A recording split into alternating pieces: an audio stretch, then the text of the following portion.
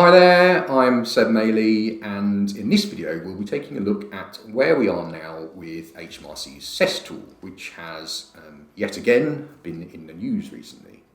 HMRC originally released CEST back in 2017, just ahead of the reform to the I-35 rules in the public sector. Determining employment status is a notoriously difficult task with decades worth of complex case law and principles having to be considered. So the idea of having a handy and free online tool to assist is, in theory, good. However, CEST is just HMRC's interpretation of case law, and shoehorning all of that into a tool with binary questions is a virtually impossible thing to do. Since its launch, it has been relentlessly and we would say fairly criticised for things it misses out.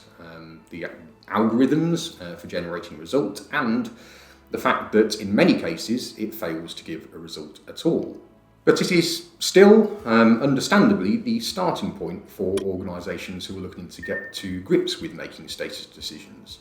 After all, it's a government tool which has been heavily promoted by HMRC, and I can appreciate why companies may feel a level of comfort in using it, at least initially. There have been a few stories recently which might cause some businesses to rethink though. Over the last few weeks we've had a flurry of reports involving public sector bodies who have faced significant liabilities for mistakes in determining the status of contractors. The first was DWP, we then had the Home Office, and then the courts and tribunal services, who all reported liabilities in their accounts with combined amounts totalling over £130 million.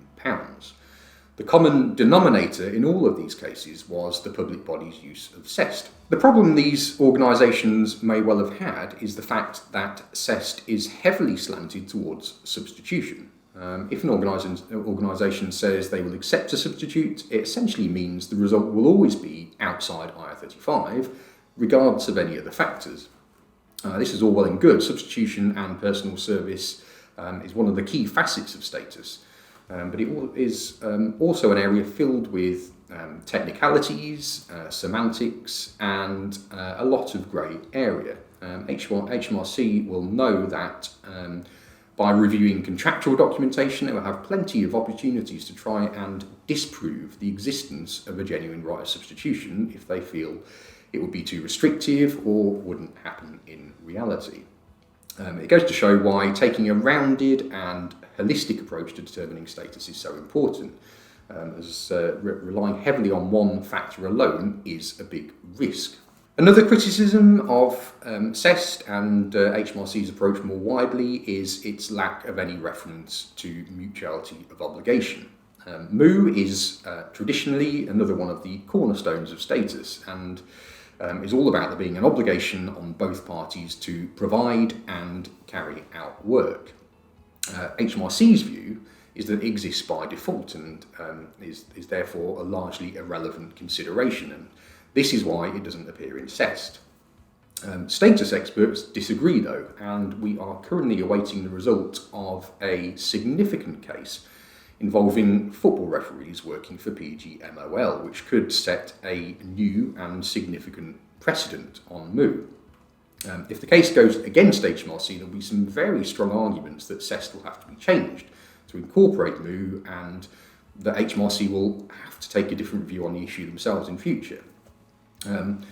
With all of the recent reporting on CEST, we have seen a fairly significant number of private sector companies who are turning away from the tool and looking for a more robust and secure alternative.